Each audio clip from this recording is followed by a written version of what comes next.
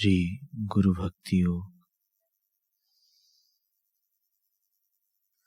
अज्ञान का नाश करने वाले तथा ज्ञान देने वाले सद्गुरु के चरण कमलों में कोटि कोटि प्रणाम। समदर्शी संत महात्मा और गुरु के सत्संग का एक भी मौका चूकना नहीं। अपने स्थूल मन के कहे अनुसार कभी भी चलना नहीं। अपने गुरु के वचनों का अनुसरण करना।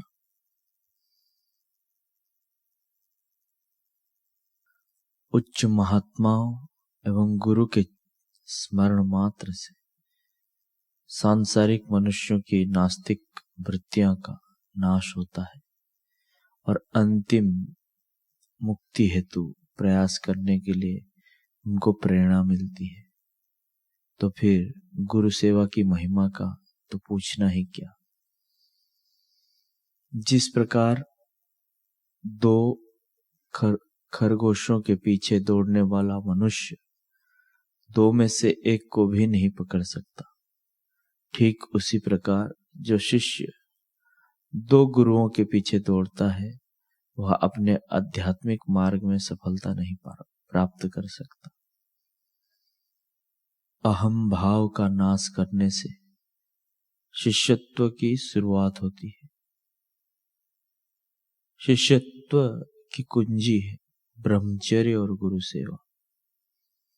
शिष्यत्व की पहचान माने गुरु भक्ति। गुरु के चरण कमलों में आजीवन आत्मसमर्पण करना, यह शिष्यत्व की निशानी है। गुरु की मूर्ति का नियमित ध्यान करना, यह शिष्यत्व का राजमार्ग है।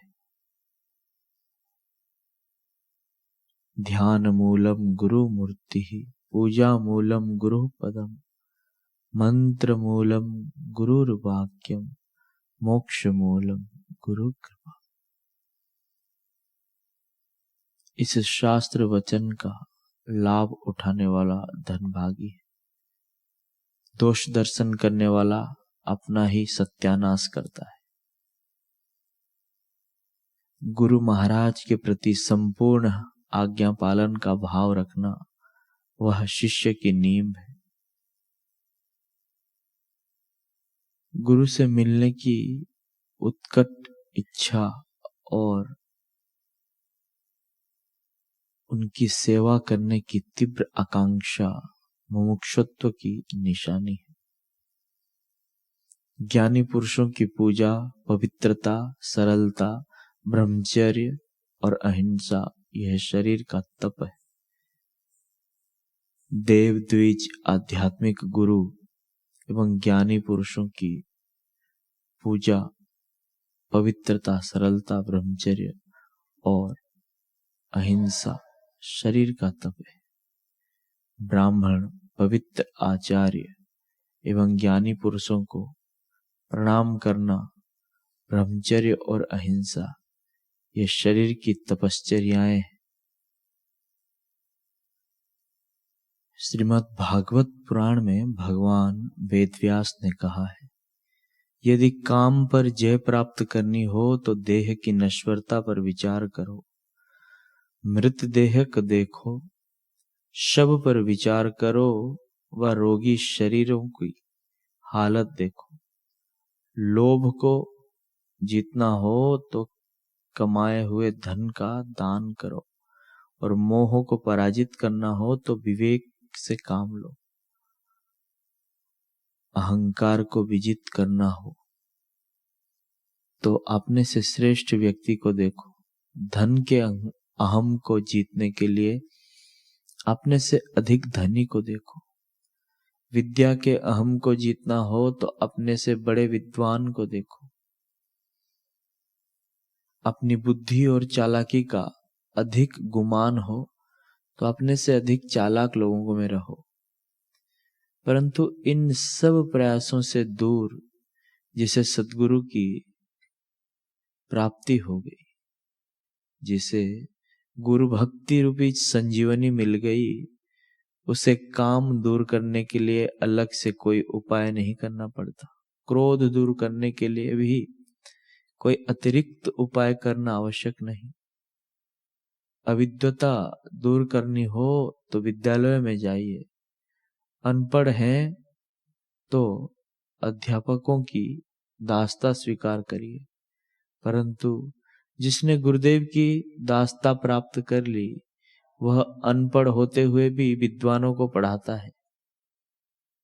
नासमझ होते हुए भी समझदारों को समझाने की क्षमता रखता है, क्योंकि नास्ति तत्वम गुरुः परम। शिष्य का यह कर्तव्य हो जाता है कि गुरु सेवा में अपना सर्वस्व लुटा दे। गुरु का स्वभाव ही होता है कि वह संप्राप्त आध्यात्मिक पूंजी का अपना संपूर्ण कोष शिष्य के हृदय में उड़ेल दे। इसके बावजूद उनकी पूंजी में कोई अभाव नहीं रह पाता। जिस शिष्य में गुरु के प्रति अनन्य भाव नहीं जागता, वह शिष्य आवारा पशु के समान ही रह जाता है। उसकी हालत धोबी के कुत्ते जैसी हो जाती है, ना घर का ना घाट का। उसके मन को पूर्ण विकसित हो पाने का अवसर नहीं मिलता।